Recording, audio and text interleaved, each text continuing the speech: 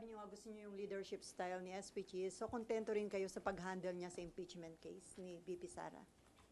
So far, okay naman para sa akin. And what's important to me is matutuloy yung impeachment. And gustong-gusto ko matuloy yung impeachment para mabigyan natin pagkakataon si VP Sara na maisabi niya yung kanyang side. Mas maganda, di ba, ma-clear niya yung name niya sa pamagitan ng pagdidepensa niya doon sa impeachment at mapapatunayan na inosente siya as opposed to yung mababasura before na magkaroon ng hearing sa impeachment. So, against din kayo na ma-dismiss agad yung impeachment case nang walang trial na mangyayari? No, against ako. Gusto ko dapat... You will vote against it? Gusto ko magkaroon ng trial. Para naman magkaroon si VP Sara ng pagkakataon madepensa niya ang sarili niya. Kasi for now, sinasabi nga niya na inosente siya. So, let her prove it na inosente siya. Mas maganda yung ma-prove niya na inosente sa pamagitan ng trial. And then, nakita ng mga senador na talagang inosente siya at kulang sa ebidensya. Di ba mas maganda yon? Sir, isa kasi sa mga inaasahang move ng defense pag reconvene ng impeachment court is really to move for dismissal. So what can we expect from you since baka mauwi sa botohan, sir, ng senator judges? Para sa akin, ang ayaw ko ma-dismiss. Gusto ko talaga magkaroon ng trial para ma-prove niya sa kanyang sarili yung kanyang sinasabing innocent siya. Give her a chance. Give her the day in court. Kasi kung ma-dismiss lang, so paano na yung mga allegations against her? Marami mga allegations di ba?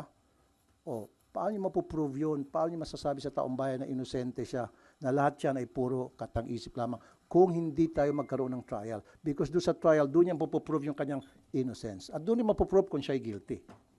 Pero Senator Bato de la Rosa, ang sabi niya, pag nag-open na yung 20th Congress, una niyang itatanong ay kung may jurisdiction ba yung 20th Congress. Dapat daw ma-establish muna. Sa tingin niyo, hindi na kailangan dahil na-acquire niyo na yung jurisdiction dun sa Meron ng kaso? jurisdiction. Hindi na dapat pag-uusapan yan. Magkakaroon talaga ng hearing sa impeachment. It's just a matter of, siguro may mag-hearing na madidismiss yan o ibabasura. Now, I'm not for it. Ang gusto ko magkaroon ng trial para ma-prove again for the nth time, ma-prove ni VP Sara na siya inosente, like what she been saying and her attorneys and her campo na inosente siya. So mas maganda na ma-prove niya na inosente sa pamagitan ng trial, sa resulta ng trial, versus madidismiss agad-agad.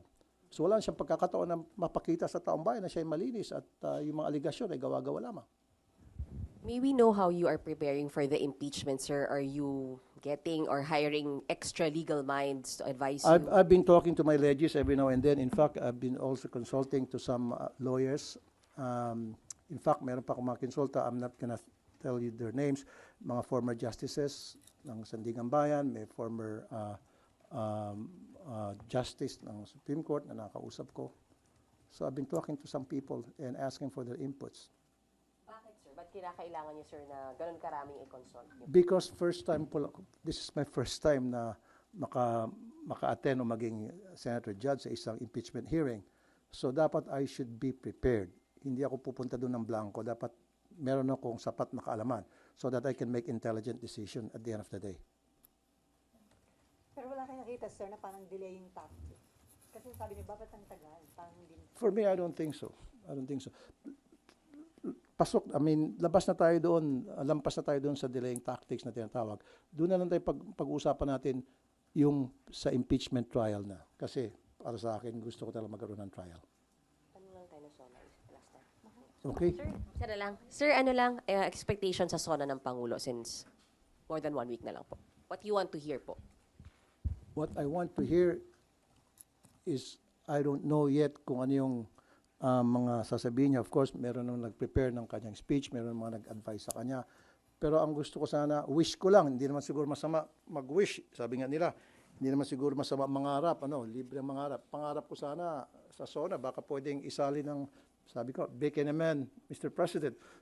Pwede mo isama sa SONA mo yung tungkol dito sa problema natin sa online gambling. I don't know. But again, hindi ko dinidiktahan, hindi ko sinasabihan ang ating Pangulo because desisyon niya yan. Ayokong pakialaman yung lahat ng mga ginagawa niya. In fact, karamihan sa kanyang mga ginagawa ay support. Dahil nakita ko na kapareho na advocacy ako, I support him. But dito, ako'y nag-wish lamang na sana makarating sa Pangulo kung gaano kalala na itong problema sa online gaming. At sana wag siyang lokohin, meaning wag siyang bigyan ng wrong information. Kasi usually yung ating Pangulo, umaasa lang naman yan doon sa mga advisors niya, doon sa mga alter ego niya, kung anong sinasabi sa kanya, yun ang pinakikinggan niya. Sana yung mga nakapaligid sa kanya, yung mga trusted niya, magsabi na totoo kung gaano kalala na itong problema natin sa online gambling. Last year, SONA, sir, yung salient point talaga doon, yung nag-stand siya about Pogo. So is that something na gusto niyo? Which was very commendable. In fact, nagkaroon siya ng standing ovation. Isa ko sa matumayo at pumalakpak ng gusto. Hanggang sa mabingi ng tenga ko sa kapalakpak sa kanya. So since wish lang naman, sir, gusto niyo rin ba na magkaroon nga siya ng malinaw na stand on online gambling, sir, naman this time? Sana nga, sabi ko, hindi naman masama mangarap. Pangarap ko lang yon. Kung magkaroon siya ng ganong klaseng stand, thank you so much.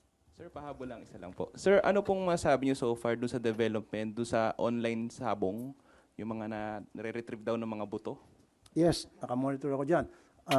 And our authorities so far are doing good, especially yung ating Philippine Coast Guard, which under sa committee ko yan, sa DOTR. And sabi nga nila, ayaw nilang galawin muna yung mga sako. Nakikinig sila, may mga forensic expert tulad ni Fortune na sabi dapat this is the way you should handle the pieces of evidence o yung sako, etc.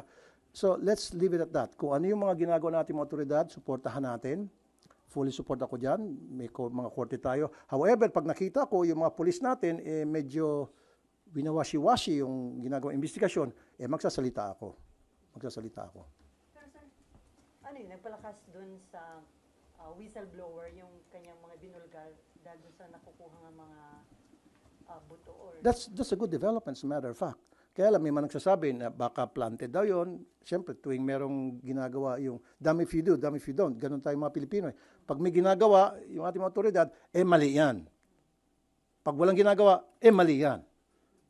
So gumagawa yung ating otoridad ng trabaho meron silang nakita mga boto, then that's a positive development that we should welcome, everybody should welcome. But it has to be investigated by the forensic experts, thoroughly investigated kung talagang magmamatch talaga yung, kasi so far sa balita ata, 12 na ata sa mga family ng victims ay nakuha ng DNA samples para i-match yun, gagawin ng cross-matching.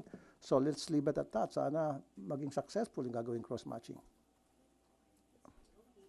Okay, thank you.